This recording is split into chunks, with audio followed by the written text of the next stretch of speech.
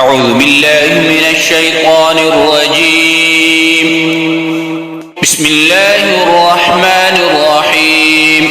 الرحمن علم القرآن خلق الإنسان علمه البيان. الشمس والقمر بحسبان والنجم والشجر يسجدان والسماء رفعها ووضع الميزان ألا تطغوا في الميزان وأقيموا الوزن بالقسط ولا تخسروا الميزان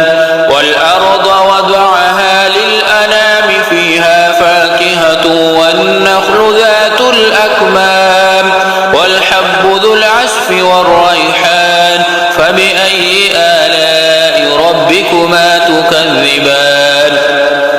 خلق الإنسان من صلصال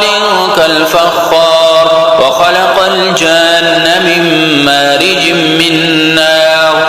فبأي آلاء ربكما تكذبان رب المشرقين ورب المغربين فبأي آلاء ربكما تكذبان مرج البحرين يلتقيان بينهما برزخ لا يبغيان فبأي آلاء ربكما تكذبان يخرج منهما اللؤلؤ والمرجان فبأي آلاء ربكما تكذبان وله الجوار المنشآت في البحر كالأعلام فبأي آلاء ربكما تكذبان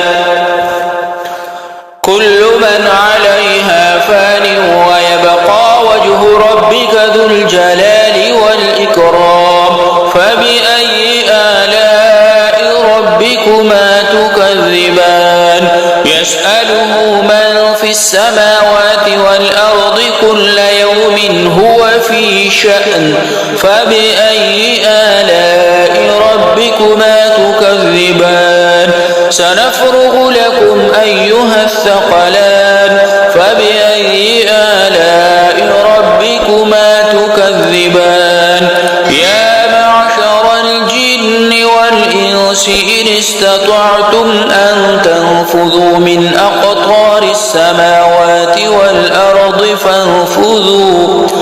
لا تنفذون إلا بسلطان فبأي آلاء ربكما تكذبان يرسل عليكما شواذ من نار ونحاس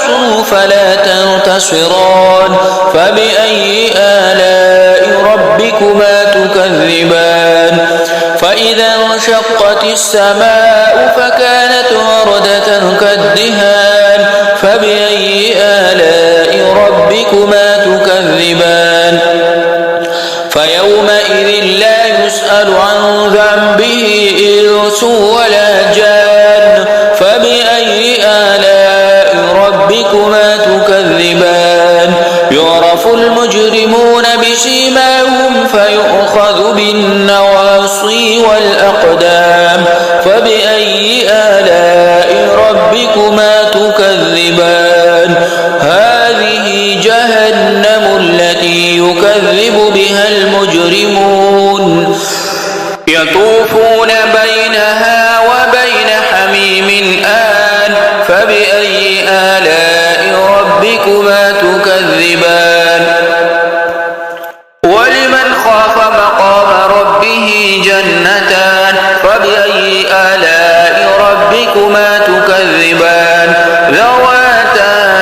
أفنان فبأي آلاء ربكما تكذبان فيهما عينان تجريان فبأي آلاء ربكما تكذبان فيهما من كل فاكهة زوجان فبأي آلاء ربكما تكذبان متكئين على فرش بطائنها من استبرق وجنى الجنتين دان فبأي آلاء ربكما تكذبان فيهن قاصرات الطرف لم يطمثهن إنس قبلهم ولا جان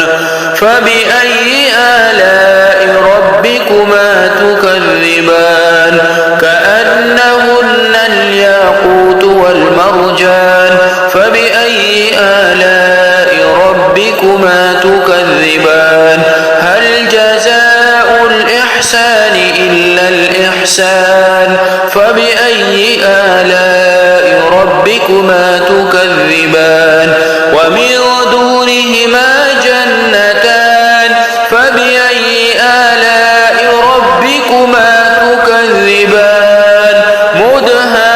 مدهامتان فبأي آلاء ربكما تكذبان فيهما عينان نضاختان فبأي آلاء ربكما تكذبان فيهما فاكهة ونخل ورمان فبأي آلاء ربكما تكذبان فيهن خيرات حسان فبأي آلاء ربكما تكذبان حور مقصورات في الخيام فبأي آلاء ربكما تكذبان لم يطمثهن إنس قبلهم ولا جان